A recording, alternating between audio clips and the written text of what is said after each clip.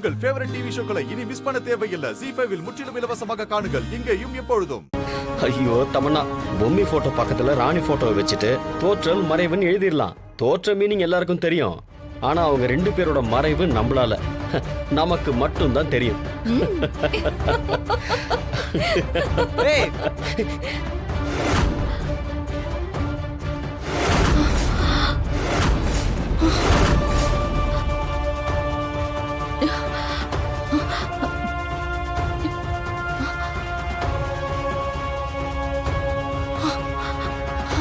நீங்களா நல்லா இருப்பீங்களா? பொம்மி அக்கா கொண்டது நீங்களா? பண்றதெல்லாம் பண்ணிட்டு ரொம்ப நல்லவங்க மாதிரி நடிச்சிட்டு இந்த வீட்லயே இருந்துட்டு அவங்க அம்மா கையால சோறு வாங்கி சாப்பிட்டீங்களே, உங்களுக்குலாம் மனசாட்சியா இல்ல? இங்க பாருங்க, அது நாங்க சும்மா விளையாட்டுக்கு பேசிட்டு இருந்தோம். என்னது விளையாட்டுக்கு பேசிட்டு இருந்தீங்களா? கொலைய பத்தி நீங்க விளையாட்டா பேசுறீங்கன்னு நினைக்கிறதுக்கு நான் ஒன்னும் கேன பைய கிடையாது. இப்பவே இந்த உண்மைய போலீஸ் கிட்ட சொல்லி உங்க எல்லாரையும் கம்பி எண்ண வைக்கல என் பேர் பசுபதி இல்ல.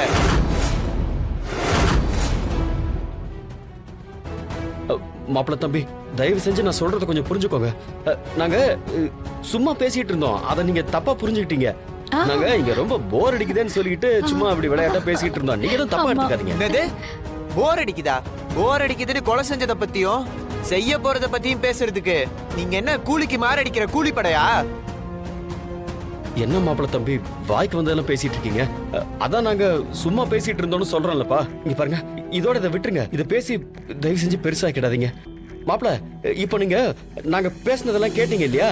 அதெல்லாம் மறந்து அழிச்சிருங்க. என்னது அழிக்கிறதா? பொம்மி அக்காவை அழிச்ச நீங்க அத பத்தி பேசுவீங்க, நான் பாத்துட்டு சும்மா இருக்கணுமா? இங்க பாருங்க, நீங்க சும்மா பேசிட்டு இருந்தீங்களோ இல்ல சுமந்துட்டு பேசிட்டு இருந்தீங்களோ, நீங்க பேசினத போலீஸ் கிட்ட நான் கண்டிப்பா சொல்லுவேன்.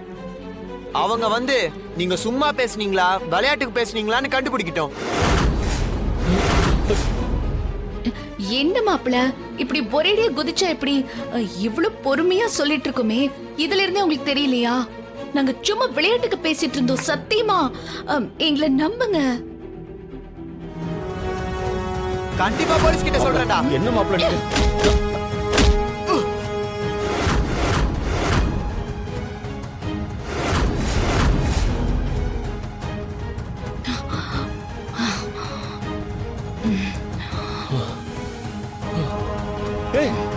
என்னடி இப்படி பண்ணிட்ட?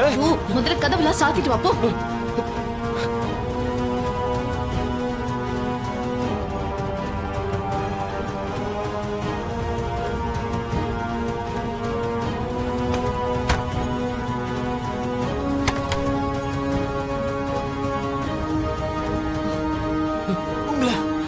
உங்களை இன்னும் உயிர் இருக்கு. அடி.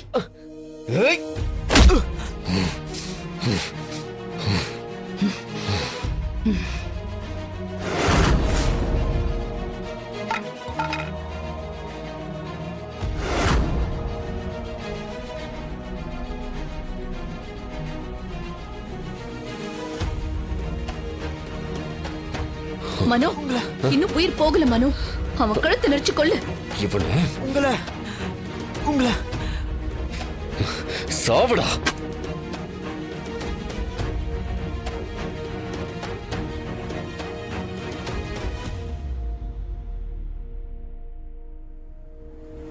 மல்லிகா, மல்லிகா அம்மா, இங்க என்னம்மா பண்ணிட்டு இருக்க? அது இல்லம்மா, உன் மாப்பிள்ளைக்கு தான் ஃபோன் பண்ணிட்டு இருக்க. போனா போன இடம், வந்தா வந்த இடம்னு இருக்காரு. போனை மறந்து வச்சுட்டேன்னு வீடு வரைக்கும் போனாரு.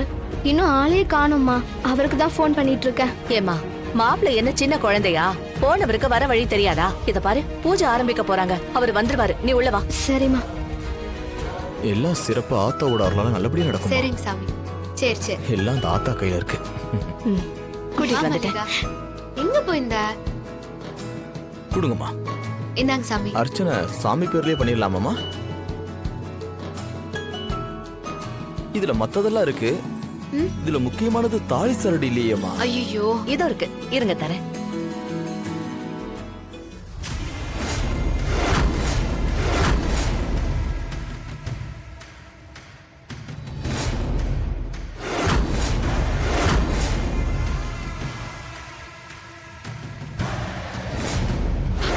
ஐயோ ஐயோ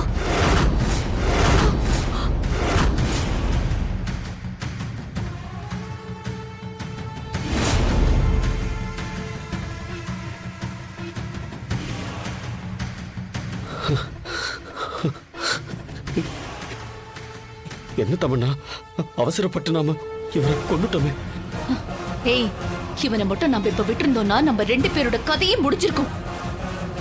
ஏற்கனவே நம்மளுக்கு ஒருத்த போன் பண்ணி நம்மள படாத பாடு படுத்திட்டு இருக்கான். இதுல இவன் வேறயா? நம்ம 2 பேரும் இவனோட பாடியை டிஸ்போஸ் பண்ணிட்டு நம்ம 2 பேரும் கிளம்பி உடனே கோயிலுக்கு போயிடலாம். அப்பதான் நம்ம மேல யாருக்குமே சந்தேகம் வராது. சரி தமன்னா. சரி, அவனை தூக்கு.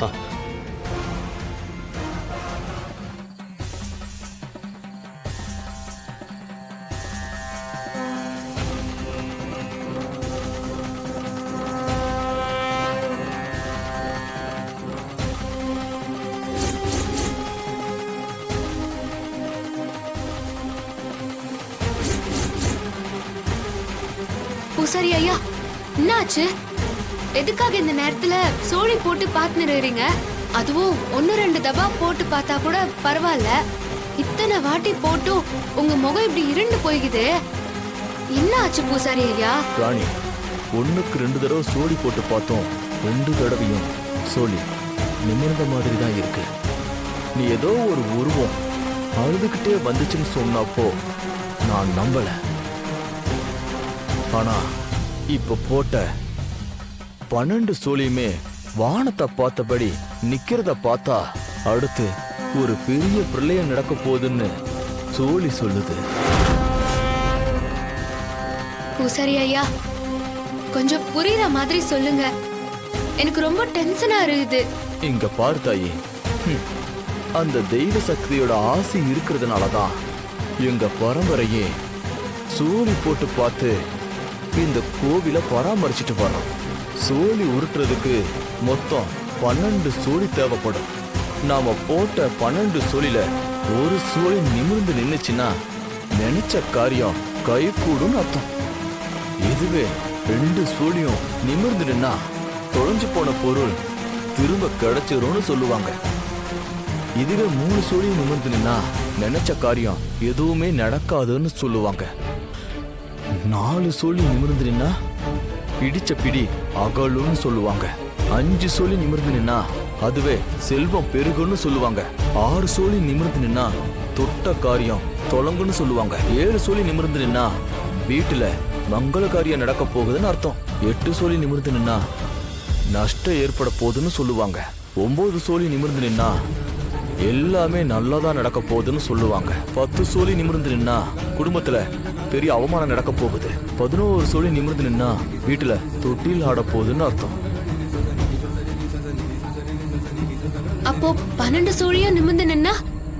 ஜீ5 ஆப்பை டவுன்லோட் செய்து அனைத்து எபிசோடுகளையும் இலவசமாக பாருங்க.